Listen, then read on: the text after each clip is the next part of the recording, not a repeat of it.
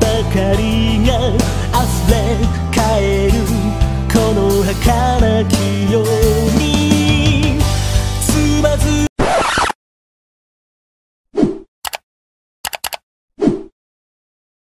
くことを恐れずに一人過去を。Hai, minasang, konnichiwa. Selalunya kita mengambil dokumentasi kunjungan ke salah satu seorang alumni di daerah masih seputaran Cikarang itu di siang hari.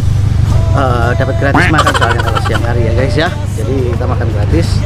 Hari ini kita akan mengunjungi salah satu alumni yang menurut saya sukses di bidang IT, khususnya jualan pulsa.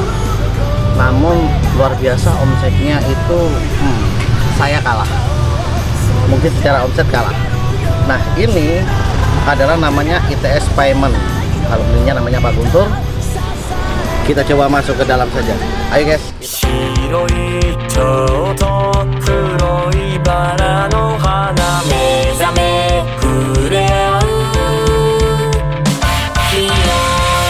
Ini dagangan fisiknya. Nah, yang lebih besar sebenarnya dagangan dia itu adalah dagangan yang virtualnya itu.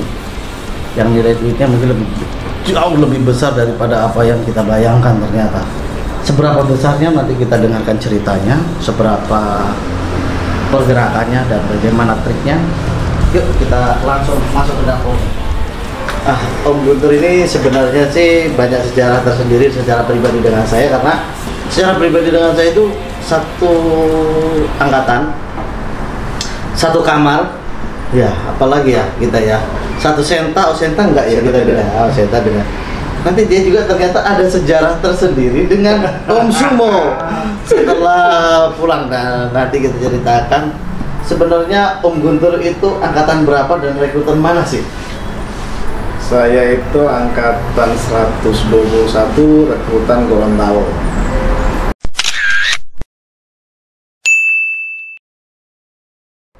Gorontalo, berarti asli Gorontalo ya? Asli Gorontalo. Ya. Terus setelah itu rekrut berangkat ke Jepang. Jepangnya di mana, Om? Saya di Nagano Kensakushi. Nagano Kensakushi. Jobnya? Bidang kerjanya? Bidang kerja kalau secara JITCO itu siage. Finishing. Tapi sebenarnya aktual pekerjaan itu perakitan mesin printing. Setiap tahun itu sekali juga kita bikin mesin cetak uang. Mesin cetak uang? Mesin cetak uang. Anda berbahaya sekali ternyata di sini. Tapi itu hanya delivery unit. Oh, gitu. Kita hanya bikin delivery unit. Jadi 6 meter ke belakang. Saya pikir Anda bisa juga bikin mesin cetak uang. Sekarang caranya dia mencetak uang di Indonesia itu seperti apa? Nanti kita akan korek-korek lagi caranya dia. Kalau di Jepang dia membuat alat printingnya ya, finishing inspection untuk alat printing. Nah, terus setelah pulang dari Jepang berapa lama di Nagano? Habis itu pulang ke Indonesia langsung kemana ini gitu? Nah, waktu balik ke Indonesia itu akhirnya saya berkecimpung di dunia plastik. Plastik? Iya, jadi di awal itu masuk ke Ikeda. Jadi pas saya masuk itu Kak Supri statusnya udah supervisor di situ. Oh, jadi kamu pernah menjadi bawahannya Om Sumo ternyata. Pernah dijewer kan? Pernah juga diomelin berarti sama dia. Kan agak, kalau Om Sumo karakternya ya, kalau orang bilang tegas kibisi ya. Iya. Cuma waktu itu beda divisi. Jadi nggak ketemu ya. Sebelum kita jauh Om Guntur, ada nggak pesan mendalam di Jepang itu apa yang Om Guntur rasakan? Saya secara pribadi dengan perusahaan di Jepang itu di saat saya harus pulang. Nah di saat itu orderan perusahaan cukup meningkat. Terus di perusahaan ini mungkin karena memang background saya teknik mesin, ada beberapa mesin yang memang spesialis perakitannya diserahkan ke saya. Nah sampai di situ tuh muncul gejolak, kepala pabrik itu nggak punya anak, sampai dia mau usahakan untuk jadi anak angkat. Agar saya tidak pulang. Supaya tidak pulang berarti. Tidak pulang. Nggak punya anak. Dia nggak punya anak, sampai akhirnya itu dia kontak Im Jaman. Oke. Ya, tapi ya mungkin tahu sendiri ya, karena ada skema bisnis di situ, jawaban dari yang Jepang nggak bisa. Jawaban nggak bisa. Sampai akhirnya itu mereka discuss lagi. Saya pikir ya udah, yang Jepang udah nggak bisa, ya udah. Sampai saya itu sama kakak Rico itu, tiap malam itu diajak jalan. Udah, kamu tak cariin cewek, kamu kawin di sini, kamu balik lagi kerja di sini, gitu. Iya, itu sampai seperti itu terakhir. Ya 3 bulan terakhir lah. Sudah enak. Karena memang waktu itu kan lagi hot-hotnya ya, mungkin develop mulai ke layar LED ya. Ya, mungkin mulai start ya di situ. Nah, di saat itu ada perakitan untuk apa ya? Pelapisan LCD. Pelapisan LCD itu dibikin di perusahaan itu. Oh, luar biasa. Ternyata Om Guntur itu sampai mau dicariin jodoh di Jepang, dia tetap tinggal di Jepang. Tapi ternyata nggak bisa. Akhirnya pulang juga. Bahkan saya itu 1 bulan sebelum itu harusnya dikirim ke Cina karena ada mesin dari pabrik itu yang harus dibuat di Cina sekitar 60 unit. Oh. Tapi ya itu terkendala lagi karena sudah mau pulang, paspor itu udah nggak bisa. Kalau paspor bisa ya, mungkin cuma kalau kontraknya saja mungkin sudah habis. Ini enggak, kan paspornya udah dikirim untuk Bali. Oh. Jadi posisi paspor sudah di Jepang berarti ya. Terus pulang terjadi Ikeda. Berapa lama di Ikeda itu? 1,5 tahun. 1,5 tahun. Pak Supri dari bocoran, kinerjanya dia di Ikeda seperti apa sih kok? Kok nggak tahan? Itu emang gajinya kurang atau gimana itu di Ikeda? Ya jangan Om Sumo ini gajinya kurang sampai. Kalau kayaknya sih ada masalah dengan cewek-cewek di sana. Makanya udah gak kuat kayaknya. Kebanyakan cewek di sana. Iya. Jadi sebenarnya waktu di Ikeda itu kan memang sempat lihat juga posisi atas kan udah banyak juga ya waktu saya masuk kan. Nah, di situ ada karyawan yang memang udah lama di situ, dia bilang, "Kamu ini pintar." Oh iya dong, kenapa kamu tetap bertahan di sini? Oh gitu. Mungkin Pak Supri kenal orangnya. Yang manajer dulu kan. Oh gitu. Yang manajer di DTWI dulu yang orang tua agak hitam itu. Iya. Jadi dia sempat bilang waktu itu, "Kamu ini pintar.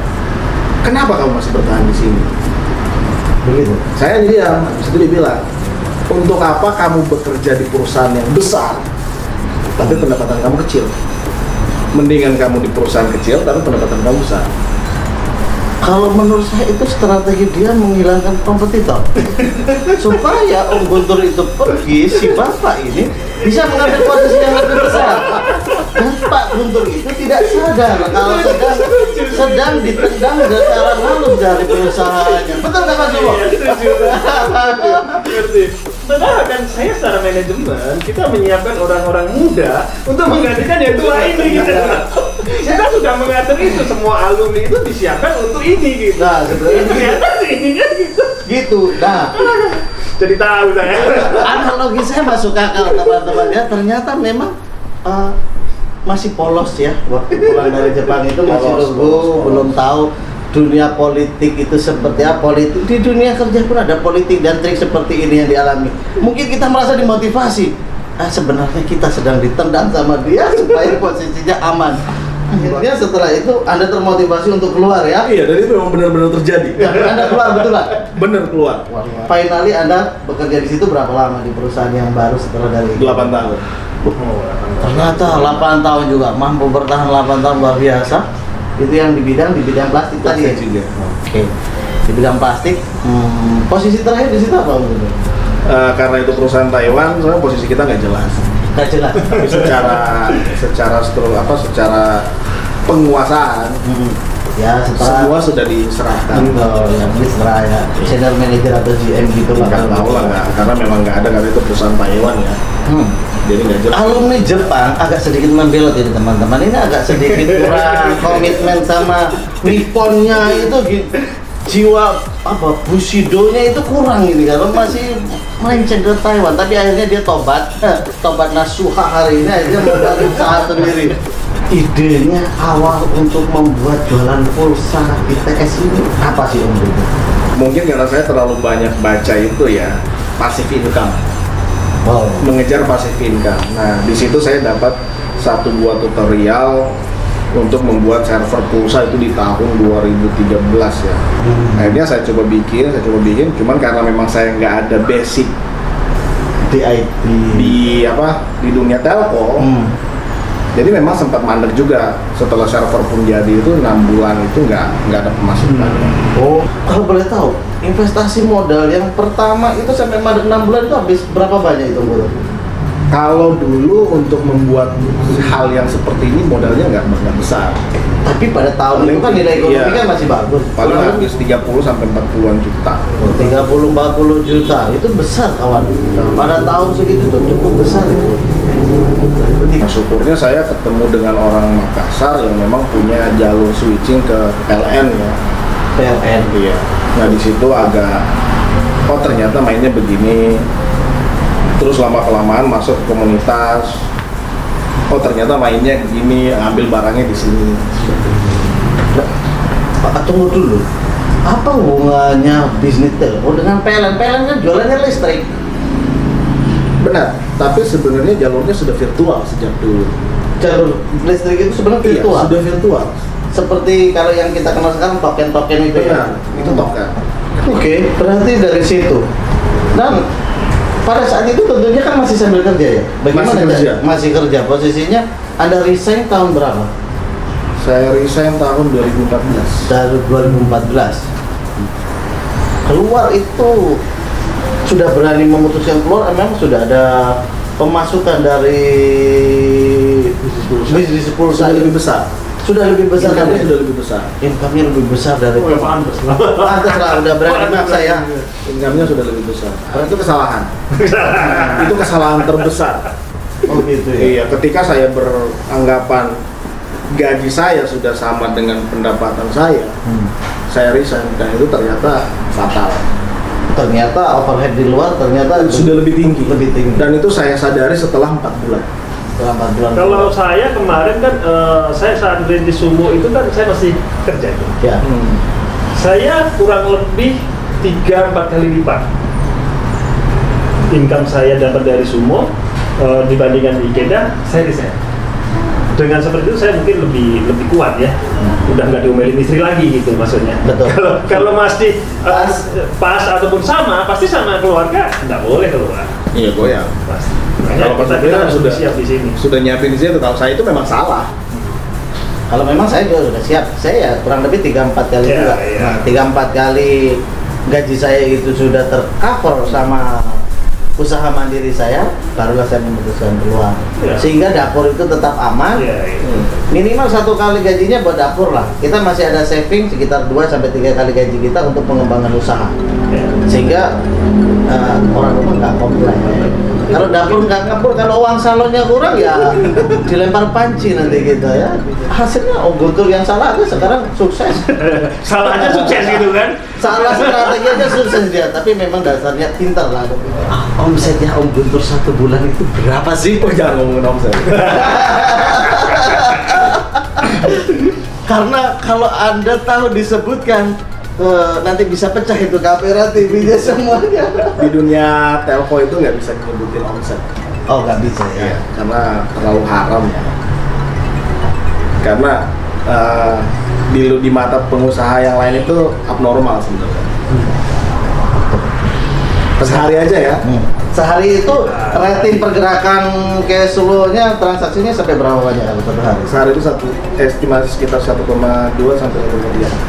Sehari 1,2 sampai 1,5 miliar ya? Iya. Oh my god. Miliar. Miliar. Anda tahu jualan pulsa, Bro.